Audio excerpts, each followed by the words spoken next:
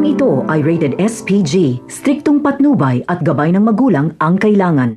Narito nga ang ating mga dapat abangan. Patuloy na sinundan ni Rocky Boy sila Ramon para malaman niya kung saan dadalhin si Tanggol. Pero napatigil si Rocky Boy noong makatanggap siya ng tawag mula kay Divina at natataranta ito dahil sinugod umano sila ng mga gerero. Kaya agad na pupunta si Rocky Boy sa kinaroroonan nila Divina. Samantala, dahil sa natimbrehan nga sila Brando ay natakasan nga nila ang pagsugod ng mga gerero. Akala nila ay tuluyan na silang makakatakas kay kamatayan dala ang kanilang kayamanan. Ngunit hindi, dahil madadaanan sila nila Ramon at makikita ni Ramon si Divina na nagmamadaling magkarga ng pera sa sasakyan. Sa pagkakataong ito ay may malay na si Tanggol at medyo may lakas na rin. Siya mismo ang magdidesisyon na huwag palampasin ang pagkakataong mapaslang si Divina.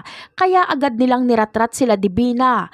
Habang si Tanggol naman ay umikot sa kabila para masiguradong hindi makakatakas si Divina. Si Divina ang target ni Tanggol.